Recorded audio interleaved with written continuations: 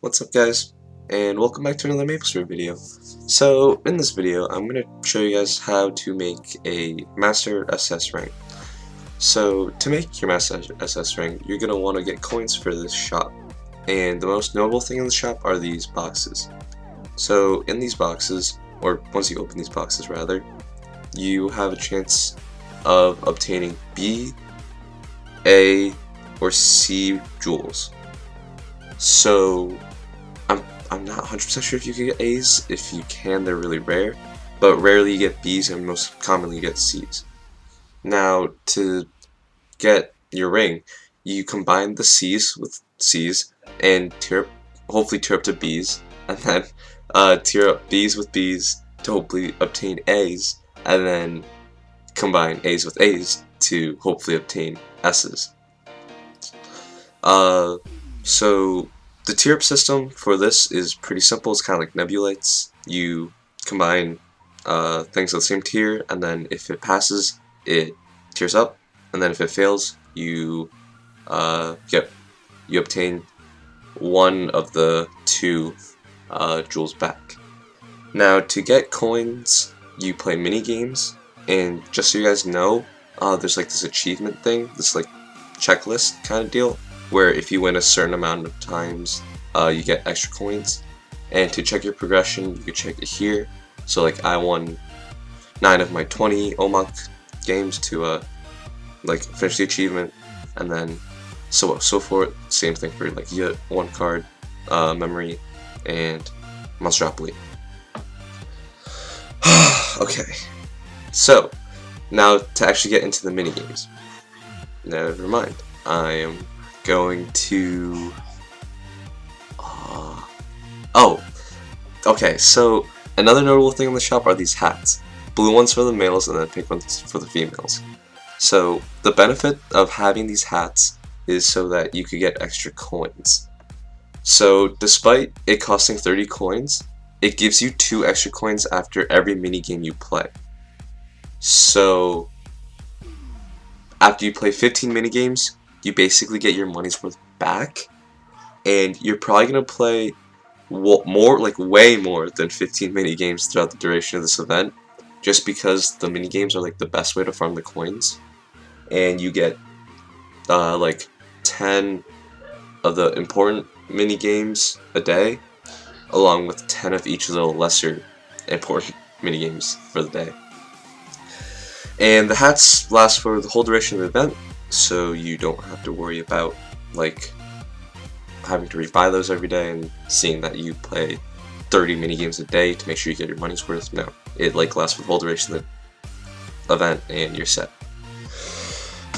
So in this clip, I'm gonna show you how to play Yut, because apparently it's the hardest game, or the most difficult game to understand of them all. If you don't need to see this part, or you already know how to play Yut rather, skip to this time. I'll have it linked at in the description box. Click on that. If you do need a description of how to play Yut, this is what it is. It's basically a Korean whatever game, and so to actually play Yut, you cast or roll these bars, which is totally RNG based, and move your characters.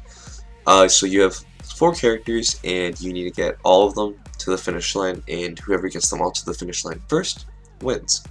So in this clip, I basically show how to catch the enemies. So if you land on top of the enemy's characters, then you're able to catch them, setting them back into your opponent's inventory and enabling you to cast another Yut.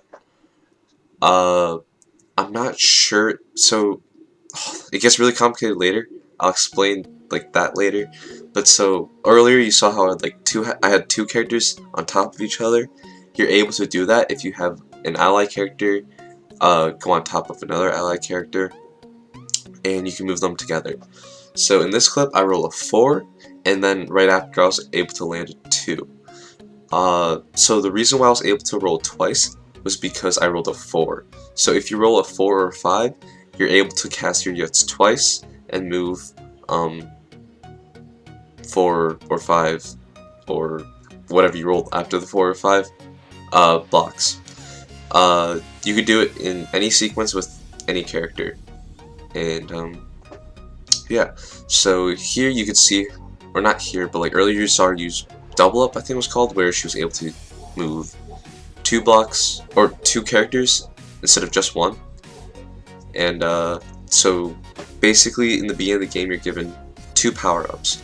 I believe I only used 1 of mine in this game, but usually they both come in very handy. They're like absurd power-ups, some of them. Obviously some better than others. But oh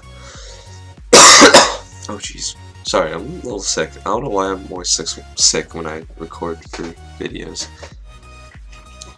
But here it's just like a typical game. She gets lucky, I get lucky, and then it just gets like back and forth.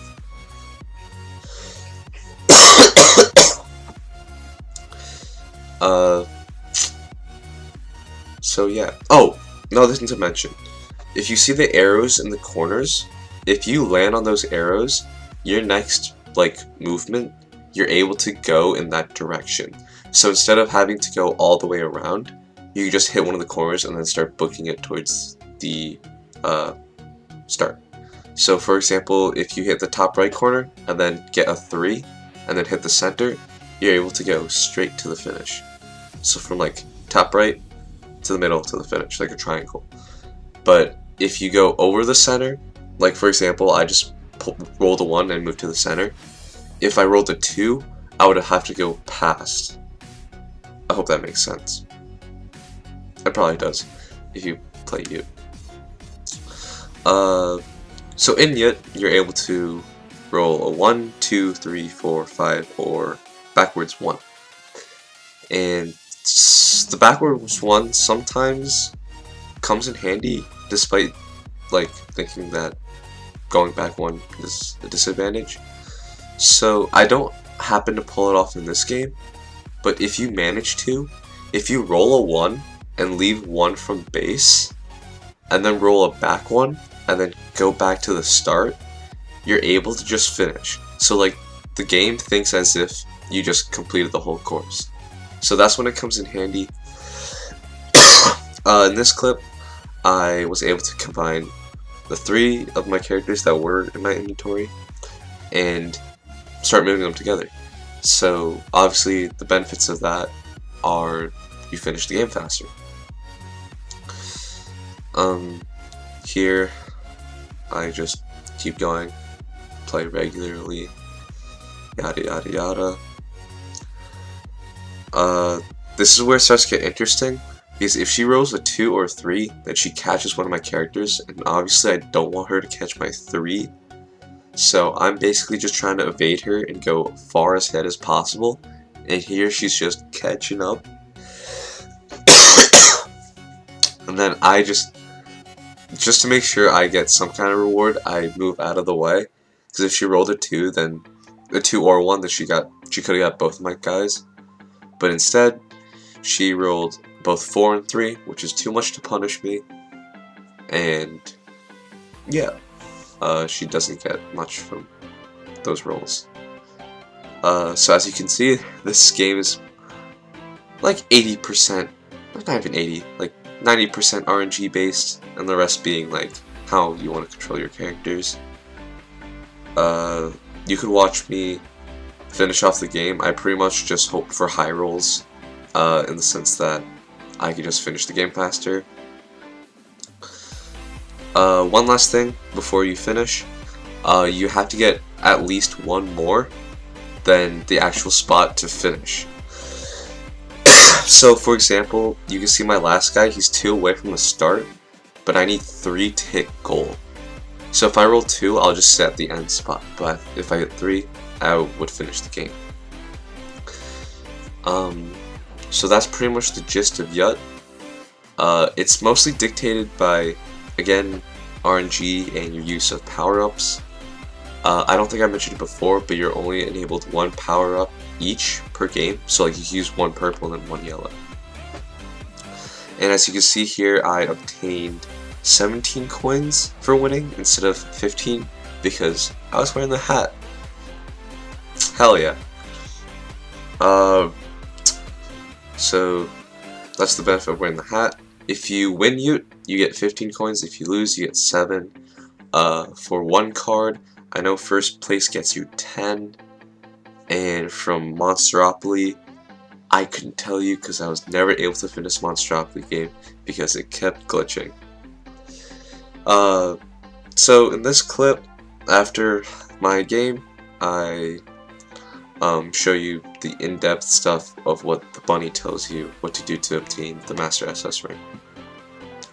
So here it just shows you the 4 different types of jewels you can get. And then here it shows you the percentages of it tiering up.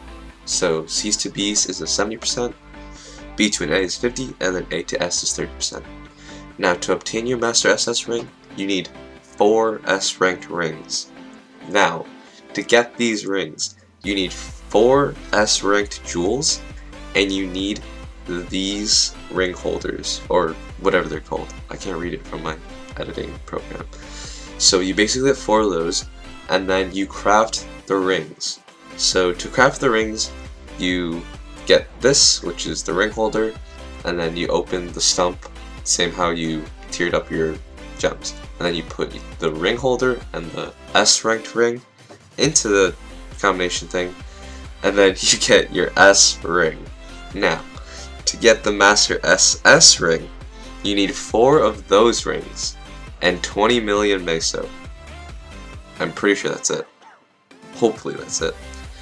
And the 4 different S ranked rings could be any type. Like, it doesn't have to be a green, red, yellow, and blue one just because it looks that way. It could be 4 green ones, 4 red ones, 4 whatever, 2 green, 2 red, 3 yellow, 1 blue. Doesn't matter. As long as they're 4, you're good. And then to actually obtain the ring, you just click on him and hit the second option, which it should say like craft my Master SS ring. Yeah, right there. So that's that. Hope this video helped you out, and I'll see you in the next one. Bye bye.